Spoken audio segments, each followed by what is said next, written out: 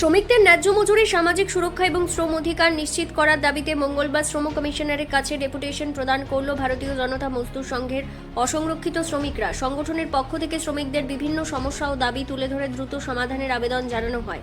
ডেপুটেশনের ৫ দফা দাবি উত্থাপন করা হয়। দাবিগুলির মধ্যে রয়েছে মূল্যবৃদ্ধির সঙ্গে সামঞ্জস্য রেখে টিএফডিপিসি এর অন্তর্ভুক্ত অসংরক্ষিত শ্রমিকদের দৈনিক হাজিরা বৃদ্ধি, কেন্দ্রীয় সরকারের বর্ধিত মজুরি কাঠামোর অনুকরণে রাজ্যের স্কিলড ও আনস্কিলড শ্রমিকদের জন্য নতুন বেতনক্রম চালু, দীর্ঘ 10 বছর ধরে কর্মরত অসংরক্ষিত শ্রমিকদের সরকারি সংরক্ষণের আওতায় আনা, রাজ্যের সমস্ত অসংরক্ষিত শ্রমিকের মজুরি পুনর্মূল্যায়ন এবং প্রত্যেক শ্রমিককে লেবার কার্ড প্রদান।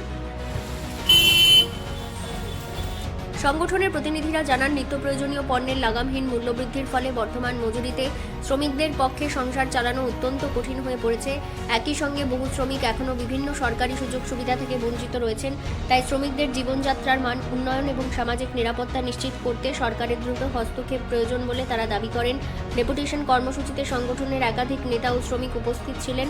শ্রম কমিশনারের কাছে দাবি সনদ জমা দিয়ে শ্রমিকদের স্বার্থ দ্রুত ইতিবাচক পদক্ষেপ গ্রহণের আহ্বান জানানো হয়। সংগঠনের পক্ষ থেকে আশা প্রকাশ করা হয়েছে যে শ্রমিকদের ন্যায্য দাবি বিবেচনা করে সরকার প্রয়োজনীয় ব্যবস্থা গ্রহণ করবে এবং অসংরক্ষিত শ্রমিকদের দীর্ঘদিনের সমস্যার স্থায়ী সমাধানের উদ্যোগ নেবে। আগরতলা থেকে সুব্রতদের রিপোর্ট, ত্রিপুরা টিভি। অ্যাকচুয়ালি আজকে আমরা লেবার কমিশনে এসেছি বিভিন্ন কারণবশত, এবং ন্যায্য মূল্য বৃদ্ধি ক্রমশ বাড়ছে। জানেন যে দিন বে দিন যে বিশ্ববাজারে যে ক্রমবর্ধমান, তার পরিপ্রেক্ষিতে আমরা আজকে উপস্থিত হয়েছি।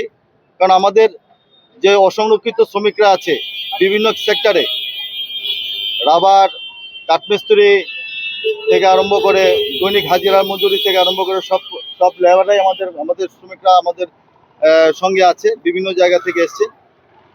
তো সেই মূলত আমাদের আজকের এই ডেপুটেশন।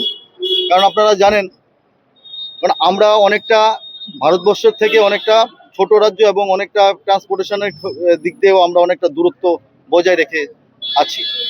সেই মূলত ধরুন আমাদের চাল, ডাল, নুন, তেল সবকিছু আমরা বাইরে থেকে আমদানি করে আমাদের কিনে খেতে হয়। কারণ আমাদের যে শ্রমিক ভাইরা যা মজুরি পায়, সেই মজুরি দিয়ে দৈনন্দিন বাজার থেকে জিনিস ক্রয় করে তার পরিবারকে সামলানো কষ্টদায়ক।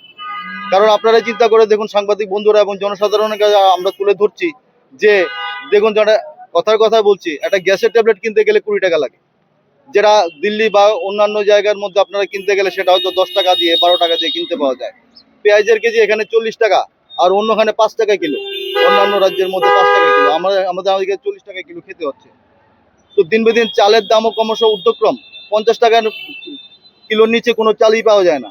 তো সেই দিকে লক্ষ্য রেখে, এবং গ্যাসের দামও কালকে বেড়েছে, সেই দিকে লক্ষ্য রেখে আমরা আমাদের অসংখ্য শ্রমিকরা যে বিভিন্ন জায়গা আছে তাদের যাতে দৈনিক হাজিরা বৃদ্ধি করা হয়, সেই জন্যই আজকে আমাদের এই ডেপুটেশন।